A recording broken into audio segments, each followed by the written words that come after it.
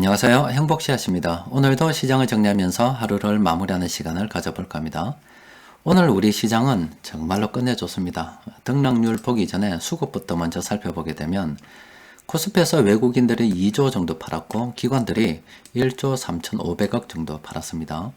개인 투자자들이 3조 5천억 정도 들고 돌아서 순매수를 해봤어요.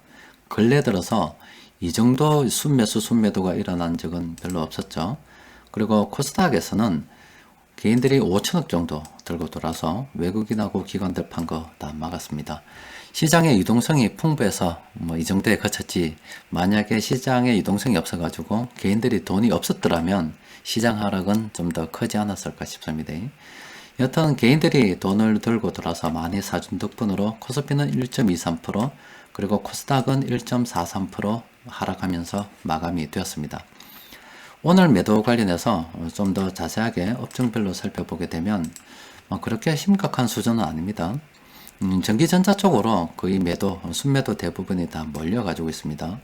전기전자에서 외국인들이 1조 7천억 정도 팔았고, 기관하고 다 합해서 2조 6,500억 정도 팔았습니다. 그러니까 오늘 이 매도 물량의 대부분은 전기전자 쪽에서 나왔다, 이렇게 볼 수 있어요. 그리고 그 나머지 업종들로 보면 물론 팔기는 많이 팔았지만 소소합니다. 평상시 세력들이 매도하는 그 정도 수준에 머물렀습니다. 그러니까 전기전자 쪽으로 유별나게 오늘 매도가 많았다라고 볼 수 있습니다. 또 그리고 오히려 이렇게 오른 업종들도 있습니다. 시장 오늘 어떤 업종 또 세력들이 매수했는지 좀 자세하게 살펴볼 필요가 있겠죠. 일단 시장이 어제까지는 또 괜찮다가 갑작스럽게 이렇게 또 하락을 했어요. 참 종잡을 수 없는 그런 시장인데 그럴 수밖에 없죠. 지금 인플레이션 우려가 또 시장에 엄습했습니다. 돈이 줄어들 것 같은 우려에 지금 투자자들이 많이 쪼려한다고 볼 수 있습니다. 관련해서 투자 전략을 오늘 장중 수급 분석 시간에 중기 시장 대응 전략이라 해서 제가 올려드렸습니다. 이 내용을 갖다가 참고해서 앞으로 투자 전략을 수립하시면 될 것 같아요. 요거는 누구나 다 읽어볼 수 있기 때문에 카페에 계신 분들께서는 들어오셔서 꼭 한번 읽어보시길 바랍니다. 그리고 오늘 시장 하락과 관련해서 좀 관심을 가지고 살펴볼 만한 보고서가 있습니다. 이게 대외경제정책연구원에서 현안 자료로 해가지고 오늘의 세계경제 요 페이지에다가 2021년 세계경제 전망 요 업데이트를 했습니다. 저도 관련 내용도 쭉 읽어보니까 상당히 볼만한 내용들이 많습니다. 전체 페이지가 141페이지 정도 되어서 상당히 많아가지고 지금 이 시간에 다 소개해드리기는 힘들어요. 그래서 오늘은 주요한 거 몇 가지만 좀 살펴볼게요. 또 그리고 이 보고서도 그렇고 다른 보고서들도 그런데 전체 큰 틀은 오늘 중기시장 대응 전망 거기서 말씀해 드린 거, 또 그리고 최근 시황을 통해서 간간히 쭉 말씀드린 내용에 크게 벗어나지는 않습니다. 그럼에도 불구하고 우리가 이런 리포트들을 좀 살펴볼 필요가 있는 것은 전체 흐름이야 우리는 이미 다 알고 있고, 또 그런 일이 생길 때마다 어떻게 대응해야 될 것인지에 대해서 충분히 생각을 하고 있어요. 그런데 이런 보고서를 통해서 우리가 미처 생각하지 못했던 부분이라든가 아니면 우리가 생각했던 부분을 이 사람도 생각하고 있구나 하는 그런 것도 확인해 볼 수도 있고, 또 하나는 페이지가 많기 때문에 좀 더 디테일한 면들을 살펴볼 수도 있어요. 그래서 궁금하신 분들께서는 꼭 한번 읽어 보시길 바랍니다. 그 내용들이 상당히 괜찮아요. 어설픈 정부에서 내는 보고서보다 훨씬 좋습니다. 여기 고생하셨어요. 덕분에 잘 보겠습니다. 자, 좀 살펴봅시다. 전체는 보기 힘들지만 대충 좀 살펴봐 드리면은, 일단 이 차례는 크게 4가지 정도를 이야기하고 있습니다. 세계 경제 전망, 그리고 국제 금융시장, 그리고 국제 상품 시장, 그리고 선진국의 경제는 어떻게 될 거고, 또 신흥국의 경제는 어떻게 될 것인가, 이런 이야기를 하고 있어요. 지금 글이 좀 작죠? 조금만 더 키워서 보도록 합시다. 자, 보면은 일단 세계 경제 성장률 전망치를 여기에서는 내년에 5.9%로 좀 더 상향 조정을 했답니다. 이 세계 경제 성장률 전망치가 5.9%가 된다는 것은 정말로 엄청난 겁니다. 굉장한 거예요, 이게. 또 그리고 2022년은 4.3%로 전망이 되고 있어요. 그러니까 올해 2021년, 올해 2022년, 올해도 경제가 성장하고 내년에도 또 성장한다 이 말입니다. 그러면 우리는 당연히 계속 투자를 긍정적으로 바라봐야 되겠죠. 또 그리고 경제가 이렇게 성장한다는 말은 이제 그동안 정부나 중앙은행에서 돈을 만들다가 민간에서 돈을 만들기 시작한다는 거고, 또 당연히 그 과정에 인플레이션 우려가 생길 수밖에 없겠죠. 그러면 돈이 줄어든다는 여러 금리 인상이라든지 채권매입 축소 같은 그런 이슈로 인해서 중앙은행에서 돈을 줄이고 또 정부에서도 긴축할 것이다, 그런 예상을 해볼 수가 있습니다. 일단 다른 걸 다 떠나서 이 정부나 중앙은행은 돈을 줄이더라도 민간 쪽에서 돈이 만들어지겠다. 그러므로 인해서 경제는 성장할 건데, 이 5.9%로 성장한다는 것은, 그리고 내년은 4.3%로 성장할 것으로 전망된다는 것은 민간에서 돈이 많이 만들어질 거다, 이렇게 예상하고 있다는 겁니다. 자, 그리고 일단은 경제가 좀 성장이 된다, 뭐 이런 거고, 또 그리고 백신 관련 이야기도 좀 나와 있고 신흥국 관련해서도 있는데, 일단 세계 경제 성장에 대해서는 좀 전에 말씀드렸습니다. 자, 그런데 여기서 우리가 좀 관심을 가지고 살펴봐야 되는 것이 주요 리스크 요인에 대해서 생각을 한번 해봐야 됩니다. 이제 K자형 불균등 회복에 대해서 요거는 제가 예전에 말씀드렸습니다. 우리 지금 백신 접종률 관련해서 또 이런 이야기를 드리면은 참 어떤 사람들 싫어하는 사람들이 있는데, 지금 전 세계 백신 접종을 맞는 걸 보면 미국도 지금 상당히 많이 진행이 되었고, 뭐 이스라엘하고 뭐 영국 같은 경우는 이미 뭐 마스크를 밖에서 안 써도 된다, 그런 지경에 이르렀다 아닙니까? 또 뭐 유럽도 다 똑같은 상황은 아닌데, 어쨌든 전반적으로 봤을 때 이 선진국들은 백신 접종률이 다른 신흥국들보다 높다 이 말입니다. 자, 그러면 이제 문제가 되는 게, 지금 이게 미국이라 했을 때 그동안 이 미국에서 돈을 많이 풀어서 세계 각국으로 돈이 흘러 들어갔다 아닙니까? 그러면은 미국 경제가 잘 되면 당연히 이 돈은 이렇게 미국으로 다시 흘러 들어갈 수밖에 없겠죠. 이렇게 흘러 들어갈 수밖에 없는데, 그러면 그 과정에 이 국가로 돈이 들어왔다가 이제 돈이 빠져나가는 상황이 된다 아닙니까? 그러면은 이 국가에서 이게 만약에 여기 있죠. 최악의 경우 글로벌 금융 위기 이후 유럽이 겪었던 재정 위기를 신흥국이 맞이하면서 선진국과 신흥국 간 불평등이 재확대되는 결과를 초래할 수 있다 이 말입니다. 그러니까 이게 미국하고 적어도 백신 접종률은 비슷해야 되고, 아니면 어떤 경제를 갖다가 개방해서 회복하는 속도는 비슷해져야 된다라고 제가 누누이 말씀드렸던 게, 우리가 신흥국에 낀 게 있어는 안 되고 세계 10위의 뭐 경제 대국이라고 이야기하고 세계 뭐 7위의 뭐 수출 뭐 이렇게 이야기하면서도 지금 백신 접종률은 저 아래에 있잖아요. 그래서 적어도 미국하고 비슷한 보조를 맞춰줘야 됩니다. 그런데 미국하고 보조를 맞추지 못할 경우를 우리가 한번 생각해 본다면, 일단 뭐 미국 경제가 회복이 되면 우리 수출, 그 중국 경제도 또 회복이 되니까 일단 수출 기업들은 괜찮다라고 볼 수 있습니다.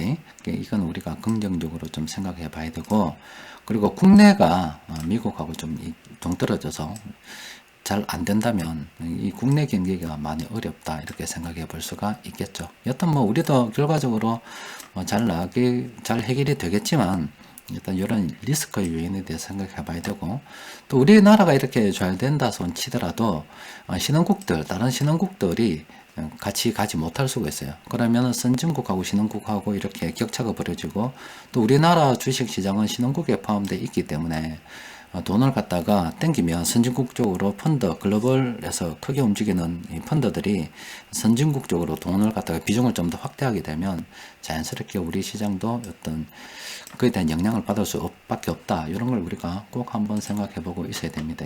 요거는 이 백신 접종률에 달려 있습니다.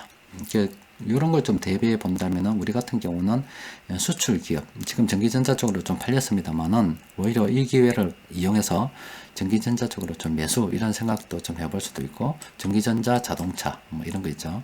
또 그리고 뭐 경기가 앞으로 선진국이 좀 좋아진다면 정유도 좀 괜찮고, 또 그리고 뭐 나중에 어떻게든 다 회복이 된다고 보면 보복 소비 관련해서 뭐 우리가 항공주, 뭐 유통업, 음식료, 뭐 여행 뭐 이런 거 다 한번 긍정적으로 생각해 봐야 되죠. 여튼 지금 시장이 조정된다고 해도 오전에 시장에서 중기 대응 전략이 세워진 그대로입니다. 지금 여기에서도 올해 경제 성장률이 5.9%, 내년에 4.3% 예상하고 있는데 앞으로 나아질 거라고 이야기한다니까. 그러면 우리는 이 조정이 올 때마다 항상 시장을 긍정적으로 바라봐야 되고, 또 그런 걸 갖다가 잘 이용하기 위해서는 현금 보유에 대해서도 생각을 좀 잘 해봐야 됩니다.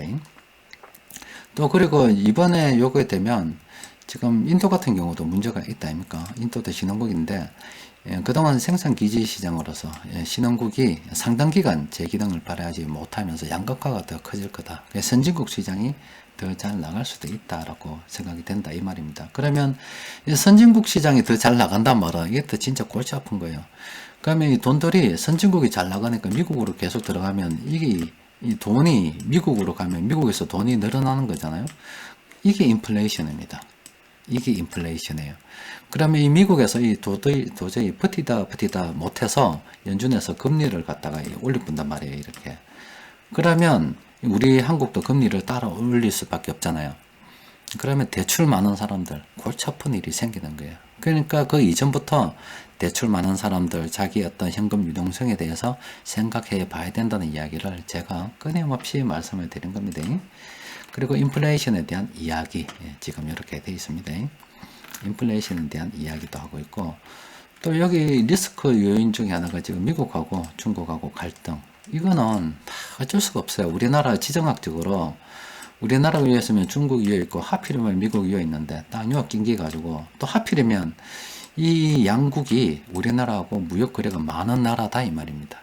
지금 그 수출 관련해서 보면 미국에서도 우리나라에서 물건을 많이 사가고, 또 중국에서도 우리나라 물건을 많이 사서 우리나라 수출 기업들 올해 지난달에도 괜찮았습니다.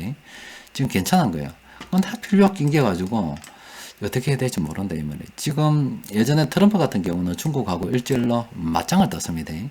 근데 바이든 행정부는 지금 취임하자마자 일본하고 우리나라에 그 지금 보내가지고 사람 보내가지고 좀 잘해보자 이런 이야기를 했는데, 지금 호주도 있고 요 밑에 주요국 대만도 있고 이런 주요국들하고 좀 같이 뭉쳐서 중국을 압박 좀 해보자 이런 분위기로 미국이 나가고 있어요. 중국도 이걸 눈치를 끌겠다 아닙니까? 그래가지고 중국이 또 우리나라한테 하는 말이 우리가 언제 누구한테 사도 보복했노? 이렇게 미친 새끼들, 정신병자도 아니고 우리한테 그런 이야기하고 있어요. 우리는 한 학년이라고 사도 보복을 한국에 한 적이 없다. 그거는 너가 잘못 알고 있다. 이러면서 한국하고 잘 지내보자고 그런 짓을 하고 있어요. 또라이 새끼도 저런 또라이 새끼가 없습니다. 그 중국 놈들 그렇게 우리 한국 마요다가 안 옮기고 하면 뭐 누구 때문에 안 왔어요. 그런데 어쨌든 그런 상황에 넣어 있다 보니까 중국도 우리한테 좀 잘해보자 하고 좀 이야기를 하고 있는 그런 상황입니다. 여하튼 그 외교를 잘해야 됩니다. 지금 요 사이에서 참 어중간하죠. 중국하고 미국에서 낑겨서 저거가 싸울 때 이 잘못 밑비면 중국한테 영향을 받고 잘못 밑비면 미국한테 영향을 받을 수밖에 없는 그런 상황이라서 이 지정학적 충돌에 대한 위기가 우리가 있습니다. 어떻게 될지는 몰라요. 그래서 그 외에 뭐 쭉 세계 교역 뭐 여러 가지 이야기를 쭉 하고 있는데 내용이 많아서 전반적으로 다 소개를 해드리긴 어렵고 관련해서 딱 그대로입니다. 제가 그동안 시황에서 말씀드린 대응 전략 그대로고 또 이렇게 중기시장 대응 전략 그대로입니다. 그래서 이런 것 좀 살펴보고서 투자에 임하시면 크게 무리 없이 이 위기를 갖다가 기회로 활용할 수 있지 않을까 싶어요. 자, 어쨌든 이제 오늘 시장 좀 더 살펴보도록 합시다. 오늘 시장에서 세력들이 많이 팔긴 했지만 전기전자 쪽으로 다 몰려가지고 있고, 나머지 업종들 중에서 매수한 업종들도 있기 때문에 우리가 긍정적으로 바라봐야 될 부분도 있고, 또 전기전자 쪽으로 이렇게 많이 세력들이 매도했다고 해서 솔직히 쪼릴 필요는 전혀 없다. 왜 쪼릴 필요가 전혀 없냐면 올해 세계 경제 성장률이 정말로 기록적인 5.9%, 그리고 내년에는 4.3%로 예상하고 있다 안 합니까? 그러면 중년이 당연히 이렇게 금리 인상에 대한 우려는, 이게 인플레이션 우려는 생길 수밖에 없는 거고, 어쨌든 미국하고 이렇게 세계 선진국 경제가 회복되면 반도체 회사가 어디 있냐고, 그 우리나라에 있잖아. 우리나라에서 반도체 사가야 됩니다. 그럼 어떻게 해야 되겠어요? 전기전자나 다른 업종들 떨어지면 우리는 싸게 매수할 수 있는 준비를 해야 되죠. 지금 이제 정부나 중앙은행에서 돈 풀다가 민간으로 돈 풀어서 민간이 돈을 만들어 가지고 이렇게 경제가 성장하려고 하는 그 갈림길에 놓여 가지고 있고, 참 요 과정에 제가 늘 아쉽지만 우리가 정말로 이스라엘처럼 백신을 먼저 맞아서 이미 나라 경제가 회복되고 있다 그러면 정말로 완전 대박 칠 건데, 이거는 물 건너 가쁘고, 적어도 미국하고는 보조 맞춰야 되는 지금 열심히 추격하고 있습니다만 어떻게 될지 모르겠다. 하지만 우리나라 의료 시스템하고 국민성을 봤을 때 맞을 수만 있다면 최대한 빨리 맞으려고 안 그러겠어요. 그러면 충분히 따라가리라 보고, 최악의 경우 신흥국에서 위안위기가 온다 하더라도 일단은 우리나라는 작은 다른 나라들보다 위안 부리고도 좀 넉넉한 상황이고, 또 그리고 우리나라는 지금 수출이 보면은 중국하고 미국하고 관계를 봤을 때 지난달에도 그렇고 계속적인 회복세에 있습니다. 신중국이 잘 나가면 잘 나갈수록 우리한테 주문을 넣어야 되기 때문에 그 달러도 우리나라에 지속적으로 들어오는 상황이라서 신흥국 경제 위기가 온다 하더라도 우리나라에까지는 영향을 미치지 않지 않을까 이렇게 생각하고 있어요. 근데 단지 우려되는 거는 전 세계 돈이 미국으로 들어갔을 때 우리도 금리를 따라 올릴 수밖에 없으므로 여러분들이 그동안 연끌해서 대출낸 거 이런 것들은 진짜 조심해야 돼요. 그 유동성 관리에 진짜 주의를 좀 해야 됩니다. 자, 업종들, 요런 업종들이 있는데 오늘 보니까 18개 종목 순매수를 했습니다. 그 가운데도 산 종목이 있단 말이에요. 오늘 외국인들하고 기관들하고 얼마 팔았다고? 3조 5천억 팔았지만 산 종목이 있더라. 그래서 보니까 또 희한한 종목이 하나 낀게 가지고 있어요. 이거 많이 봤는데 이거 많이 봤죠? 대한항공 이거 어제도 안 봤습니까? 봤죠. 한 며칠 호텔 신라하고 신세계하고 좀 넣다가 대한항공 낑기 가지고 있는 거 어제 봤죠. 대한항공. 자, 잘 봐야 됩니다. 예, 잘 봐야 돼요. 그리고 이 나머지 종목들도 오늘 세력들이 샀다 이 말이에요. 자, 이런 것들은 긍정적으로 좀 검토를 해 봐야 되겠죠. 자, 그리고 단기적으로 좀 조심해야 될 거 먼저 살펴보고 좀 더 정리하도록 합시다. 자, 이 6종목. 여기 SGC 에너지. 자, 이 종목은 단기적으로 좀 올랐으니까 조심해보자. 그리고 고영, 국도, 화학도 단기적으로 이만큼이나 올랐으니까 좀 조심해보자. 그리고 롯데 정밀화학, 이거 한참 나왔잖아요. 한참 달아졌죠. 마감 시황이 한참 나왔습니다. 그리고 장중수급 분석 시간에도 한 번씩 드렸던 적이 있을 겁니다.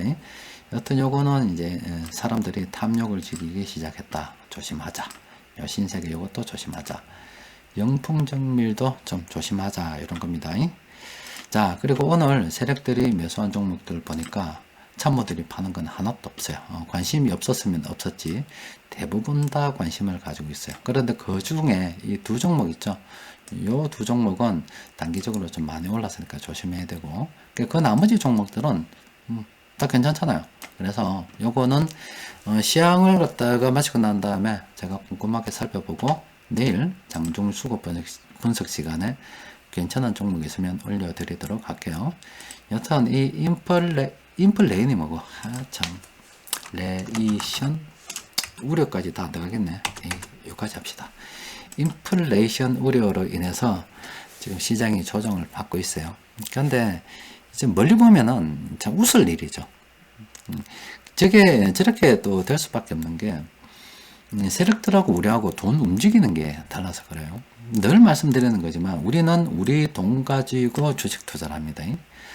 그리고 세력들은 남의 돈 가지고 주식 투자를 해요.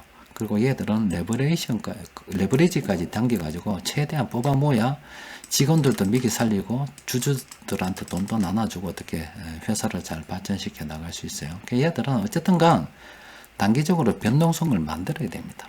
여러분들이 세력이라고 해도 분명히 그럴 거예요. 내가 세력이라고 해도 그럴 겁니다. 왜냐하면 경기가 내년에 좋아지는 거, 올해 좋아지는 거, 내년에 좋아지는 거, 뭐 후내년은 알 수 없지만 후내년까지도 사실은 뭐 좋아진다고 전망들이 많이 있죠.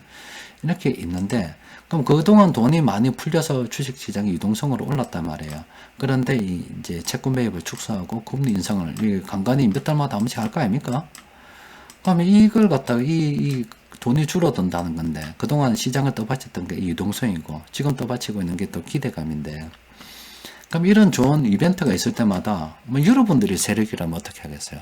기술도 다양한데, 공매도도 할 수도 있고, 뭐 이런 선물 옵션도 할 수 있고, 다양한데, 당연히 여러분들도 그럴 겁니다. 돈 좀 더 뽑아보려고, 어쨌든가 이걸 가지고 시장 하방으로 좀 땡겨가지고, 좀 털기도 하고, 좀 벌어먹기도 하고, 그렇게 하려고 노력하겠죠. 걔들은 그렇게 할 수밖에 없다니까. 왜? 너무 돈 가지고 주식 투자하잖아. 너무 돈 가지고. 참 이런 말하면 좀 그렇습니다만 거지들, 지도 넘는 거지들. 지돈 있으면 여기 와서 왜 일하면서 저런 짓을 합니까? 지돈 있으면 개인 투자자하고 뭐 전업 투자하면서 편안하게 살지. 말놓고 요가 이래요. 지돈이 없으니까 어쩌든가 열심히 빼먹고 쟤들도 그럴 겁니다. 돈 많이 벌어서 빨리 직장 나와가지고 개인 투자했으면 좋겠다. 이게 아마 여기 몸담고 있는 사람들의 꿈일 수도 있습니다. 우리가 이제 지금 투자하는 이 모습이 기관들한테 있는 저 안에 들어있는 사람들 다 그런 건 아니겠지만 일부한테는 정말 꿈의 삶을 살고 있는 걸 수도 있어요. 일단 기관들이 전 현실이 그렇다 그거예요. 그러면 우리는 뭐 오늘 뭐 시장 떨어졌니, 뭐 인플레이션 우려가 있니, 뭐 하면 한 단계 멀리 딱 떨어져 가지고 그 머리 꼭대기에서 놀아야 됩니다. 그래서 이해를 하는 거죠. 아이고 불쌍한 놈들, 자들은 그럴 수밖에 없다. 한 푼이라도 더 벌어야 어떻게든지 월급 좀 더 타가고 자식 새끼들 미기 살릴 수밖에 없는 그런 상황에 처해 있는 놈들이다 그냥. 그래서 그러면 나도 떨어진다 해서 기분 나쁜 게 아니라 고맙다. 덕분에 나도 주식을 좀 더 사고 싶었는데, 그렇지 않아도 내 전기전자나 뭐 어떤 운송장비나 좀 더 사고 싶었는데, 내가 이렇게 앞으로 이렇게 이벤트 있을 때마다 장난질 칠 거니까, 그때마다 나는 좀 싸게 주워 먹는 기회를 좀 삼아 볼게. 아이고, 고맙다. 이렇게 생각하고 이용을 하면 되는 겁니다. 휩쓸리지 마세요.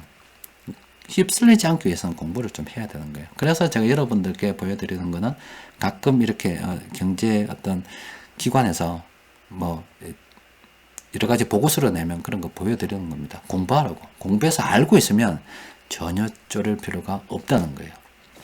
자, 오늘은 또 여기까지 정리하고 내일 또 뵙도록 합시다. 또 시장이 좀 떨어졌다고 해서 울지 마세요. 자, 이상입니다.